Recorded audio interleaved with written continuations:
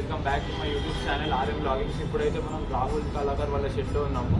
So ఎట్లా వేట్లో నీకు బయటకు పోయి చూపిస్తాం.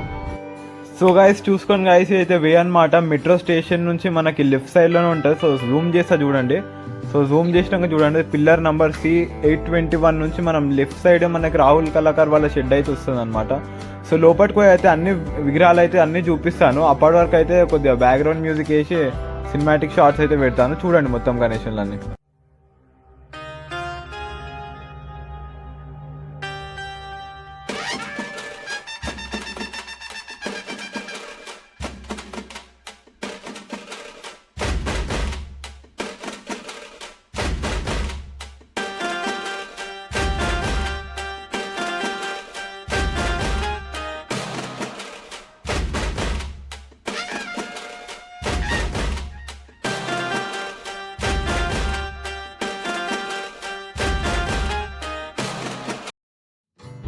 సో గైస్ ఇప్పుడైతే మనం రాహుల్ కళాకార్ వాళ్ళ షెడ్లో అవుతున్నాము. సో ఫస్ట్ వినాయకుడు మనకు వచ్చేసి ముంబై డిజైన్లో అవుతుంది.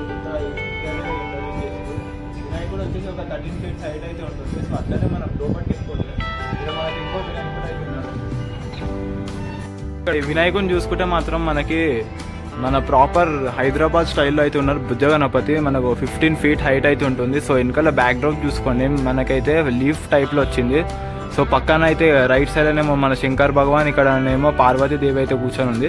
సో ఇక్కడ జూమ్ చేస్తా చూడండి. సో ఇక్కడ చూసుకుంటే మాత్రమే ఇవి ఏనుగు అనమాట. సో మనకి ఇక్కడ ఏనుగుది కన్ను మూస్తే మాత్రం ఇది రైట్ సైడ్ నుంచి చూస్తే మనకు హార్స్ లెక్క అయితే ఉంటుంది.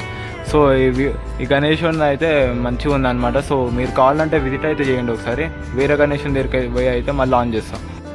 మనమైతే వేరే వినాయకుని దగ్గరికి వచ్చేసినాం. సో ఈ వినాయకుడు కూడా చూసుకుంటే మాత్రం మనకి గరుడ పక్షి మీద అయితే కూర్చొని ఉన్నాడు. సో వెనకాలను అయితే బ్యాక్ డ్రాప్లను అయితే 5 పాములు అయితే వచ్చినాయి, నాగం పాములు.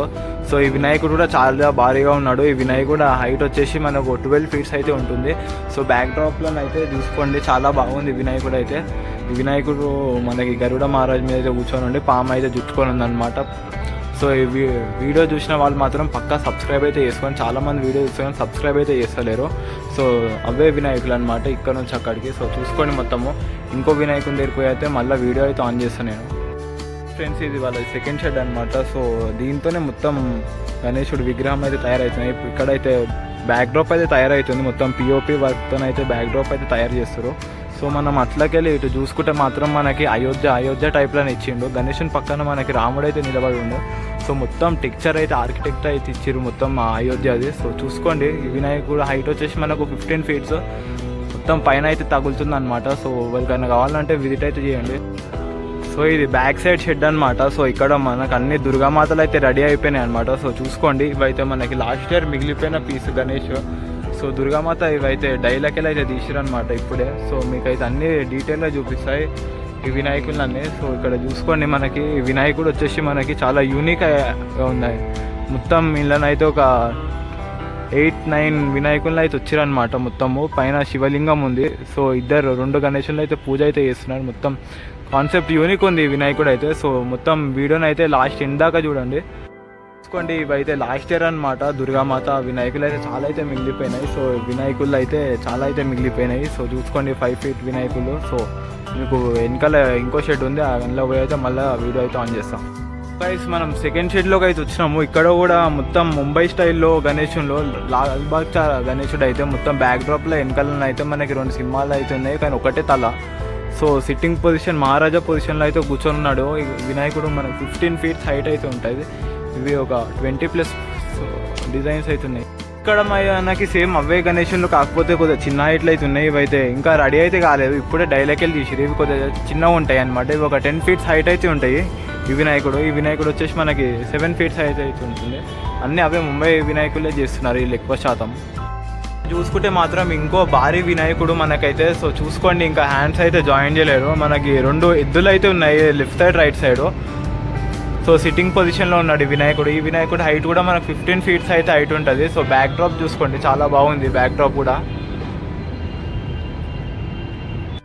ఇక్కడ చూసుకోండి గాయస్, ఈ వినాయకుడు అయితే మనకి మహారాజా టైప్లోనైతే కూర్చొని ఉన్నాడు. ఈ వినాయకుడు హైట్ వచ్చేసి మనకు 7 to 10 feet మధ్యలో అయితే ఉంటుంది.